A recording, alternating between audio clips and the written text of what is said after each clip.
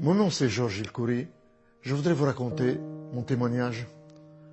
Je suis né d'une famille pauvre au Liban il y a 84 ans. C'est ça. J'ai 84 ans. Et tout ce que je voulais de la vie, je voulais être heureux. Comme chaque personne qui m'écoute. Vous voulez être heureux dans cette vie. Et c'est ce que je voulais, être heureux. Et je pensais que pour être heureux, il faut avoir de l'argent, beaucoup d'argent. Il faut devenir puissant. Et il faut goûter à tous les plaisirs de la vie. Et je pensais que le meilleur plaisir était le plaisir des relations sexuelles. Alors comme je m'étais marié jeune, au Liban, et j'ai eu quatre enfants, mais je tenais absolument à être heureux. Alors que faire? Vous savez qu'est-ce que j'ai fait? J'ai quitté mes enfants, j'ai abandonné mes 4 enfants petits, j'ai quitté ma femme, j'ai quitté le Liban et j'ai divorcé. Je suis venu en Europe pour avoir beaucoup d'argent, devenir puissant et goûter à tous les plaisirs de la vie et surtout des relations sexuelles. Et j'ai eu tout ça, j'ai réussi à avoir tout ça. Je suis devenu très riche, j'ai eu beaucoup d'argent. Et je suis devenu puissant. J'ai fondé 5 banques dans le monde. 5 banques. Et quant au plaisir des relations sexuelles, j'en ai eu autant que le roi Salomon. Des centaines de femmes, peut-être que j'ai même atteint le chiffre de 1000. Et j'ai essayé tout ça. Et je n'arrivais pas à être heureux. Je ne savais plus quoi faire pour être heureux. Alors, je voulais attirer l'attention encore vers moi. Et j'ai appris à piloter. Et un jour où je pilotais un avion Cessna au-dessus de Paris, j'étais seul dans l'avion et c'est moi le pilote. Soudain, l'avion allait s'écraser. Dans quelques instants, je savais que j'allais mourir. Que pense quelqu'un qui a tout dans la vie, qui a tout, l'argent, la puissance et les plaisirs, quand il va mourir, quand il est sur son lit de mort? Je sais, je l'ai essayé.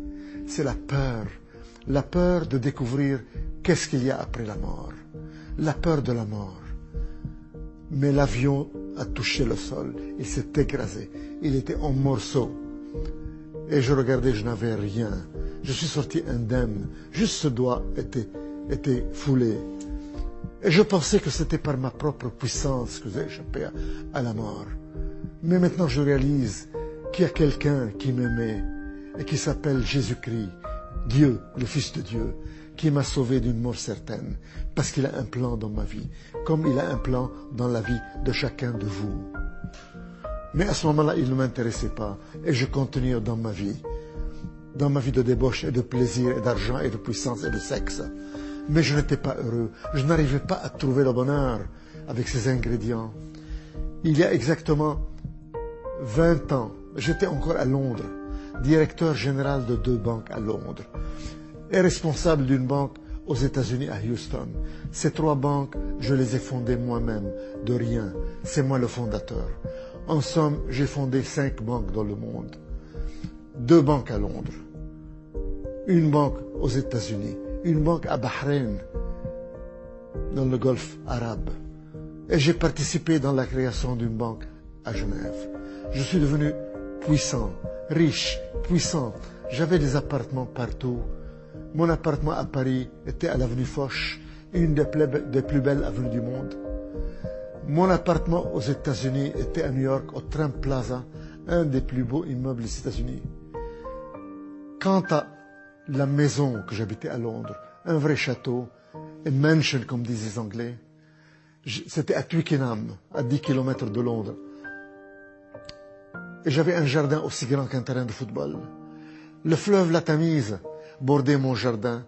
Donc dans mon jardin, je regardais les bateaux passer dans la Tamise. Et je pouvais ancrer un bateau au bord de mon jardin, comme on gare sa voiture dans un garage.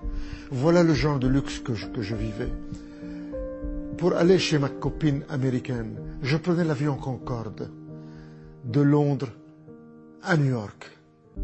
J'allais souvent, et quand l'avion atterrissait à l'aéroport John Kennedy de New York, il y aurait un hélicoptère qui m'attendait. Je descendais de l'avion, je prenais l'hélicoptère, et l'hélicoptère m'amenait juste devant mon appartement au Trump Plaza à New York. Voilà le luxe dans lequel je vivais. Je vous donne encore un exemple de luxe. Le premier ministre du Royaume-Uni, il s'appelait John Major. Il m'invitait à un banquet annuel de banquiers, pour un dîner pour des banquiers. Et je me rappelle, je recevais l'invitation et je déclinais l'invitation du Premier ministre.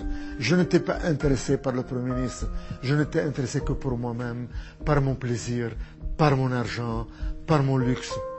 Tout ça pour être heureux, mais je n'étais pas heureux. Je n'arrivais pas à trouver ce bonheur. Il y a beaucoup d'hommes d'affaires qui nous écoutent. Et je leur dis, ou des femmes d'affaires, vous savez de quoi je parle, vous avez tout, l'argent, la puissance, les plaisirs, mais vous n'êtes pas heureux. Il y a un vide ici que vous n'arrivez pas à remplir avec la puissance et l'argent et le sexe. Et vous cherchez et vous ne trouvez pas. Moi j'ai trouvé avec quoi je dois remplir ce vide. En somme, ce n'est pas quoi, ce n'est pas quelque chose, c'est quelqu'un. Et son nom est Jésus-Christ. C'est lui seul, quand il vient dans votre vie, il vient et vous comble ce vide et vous donne la joie et la paix et la satisfaction. Quant à moi, à ce moment-là, il ne m'intéressait pas et je cherchais toujours à être heureux par l'argent, par la puissance, par les relations sexuelles. Mais un jour, chers téléspectateurs, j'ai eu un gros problème. J'étais sujet à un chantage terrible. J'étais sujet à un chantage par une femme qui voulait me détruire, qui m'accusait de harcèlement sexuel et qui allait tout dévoiler. Et j'allais tout perdre, ma position, mes rentrées, mes femmes, mes copines, tout était perdu. Ça aurait été un scandale à Londres. J'étais patron de 2 banques à Londres, un homme connu, un grand financier. Et le scandale aurait éclaté le lendemain et j'aurais tout perdu. Et quelqu'un m'a parlé de Jésus-Christ qui peut résoudre mon problème. Et j'ai crié, Jésus-Christ, si vraiment tu es le Fils de Dieu, si vraiment tu es Dieu, résous mon problème ce soir et moi je changerai de vie. Et j'abandonnerai cette vie de débauche. Et je te promets, si tu résous mon problème, je n'aurai plus de relations sexuelles en dehors du mariage. Chers téléspectateurs, à l'instant même, le problème a été résolu, le chantage a disparu et le problème est parti complètement. Et c'est ce grand homme d'affaires, ce grand financier, ce grand homme orgueilleux a fléchi ses genoux. Et je suis tombé à genoux et j'ai crié, Jésus-Christ, qui es-tu?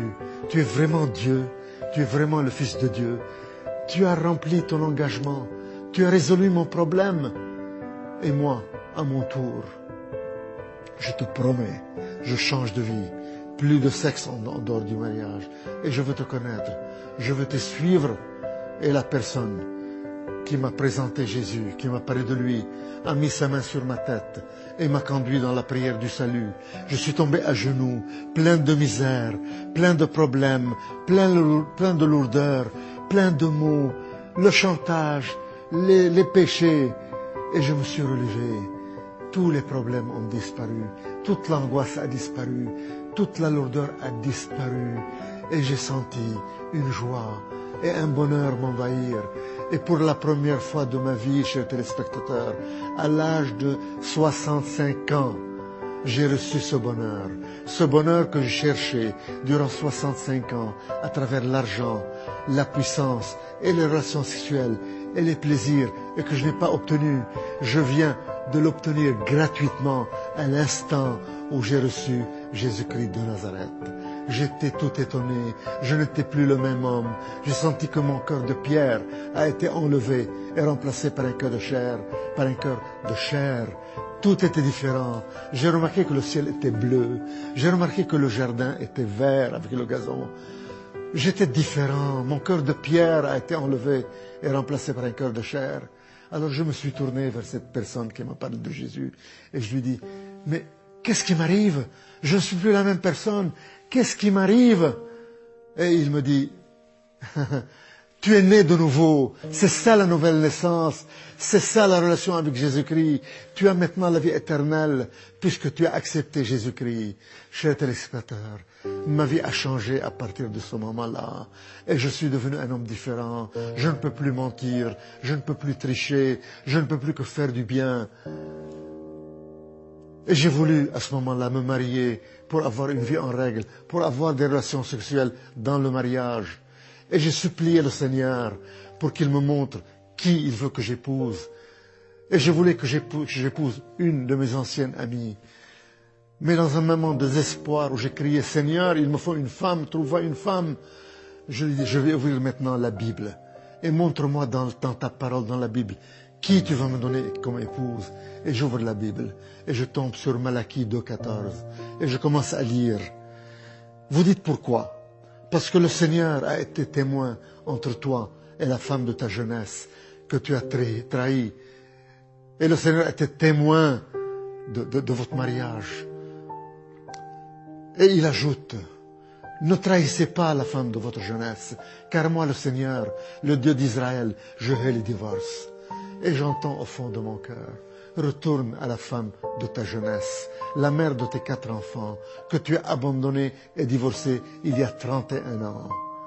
Chers téléspectateurs, après 31 ans de divorce et de séparation avec la mère de mes 4 enfants, j'ai obéi Dieu et je suis retourné à ma femme, à la mère de mes 4 enfants, à la femme de ma jeunesse, et je l'ai épousée après 31 ans de séparation et de divorce. Voilà ce que le Seigneur a fait dans mon cœur et le travail qu'il a effectué dans mon cœur. Et il m'a rendu les années que le diable a volées. Mes 4 enfants m'ont pardonné. Ils sont tous à côté de moi et m'entourent eux-mêmes. J'ai 9 enfants, 9 petits-enfants qui m'aiment. Ils me font la surprise de m'apporter le café au lit. Le Seigneur m'a rendu les années que le diable a volées, comme il veut rendre à chacun de vous les années que le diable a volées. Chers téléspectateurs, ce que j'ai reçu de Jésus-Christ, vous pouvez l'avoir vous-même. Il vous suffit de lui demander. Dites-lui, ouvrez votre cœur et dites-lui, si c'est vrai que tu es puissant, si c'est vrai que tu es Dieu, si c'est vrai que tu es le Fils de Dieu, touche-moi, rends-moi les années que le diable a volées, change ma vie, subviens à mes besoins, montre-toi à moi, donne-moi ce bonheur que je cherche toute ma vie, que je ne trouve pas. Viens dans mon cœur, je te donne ma vie, sois mon Seigneur et mon Sauveur, je vais te servir. Donne-moi la vie éternelle, pardonne mes péchés. Mes frères et sœurs, si vous lui ouvrez votre cœur de cette façon et vous lui parlez ainsi, sachez qu'il vous a déjà touché et que votre vie ne sera jamais la même. Sachez que vous êtes né de nouveau, que votre passé a été pardonné et oublié et que vous commencez une nouvelle vie, un nouveau départ avec Jésus-Christ dans une vie de bonheur et de joie, et que vous allez hériter le royaume des cieux, et que vous êtes sauvés, et que vous n'allez plus mourir. Un jour, vous fermerez les yeux, mais vous ne mourrez plus, vous continuez à vivre. Immédiatement, vous passerez en présence de Jésus-Christ au ciel pour l'éternité. Gloire à toi, Seigneur. Seigneur, donne-leur ce que tu m'as donné. Seigneur, enlève le voile qui couvre leur visage. Montre-toi à eux. Et donne-leur le salut, Seigneur. Qu'ils te découvrent, Seigneur. Qu'ils te servent, Seigneur. Gloire à toi, Seigneur. Roi des rois et Seigneur des seigneurs. Je te donne la gloire d'avoir changé ma vie et de m'avoir rendu les années que le diable a volées. De m'avoir rendu tout ce que le diable m'a volé. Et de m'avoir donné cette joie et ce bonheur indescriptible. Tu m'as enlevé la peur de la mort. Car je sais que je ne mourrai plus, mais que je vis déjà dans l'éternité avec toi, Roi des rois et Seigneur des seigneurs. Amen.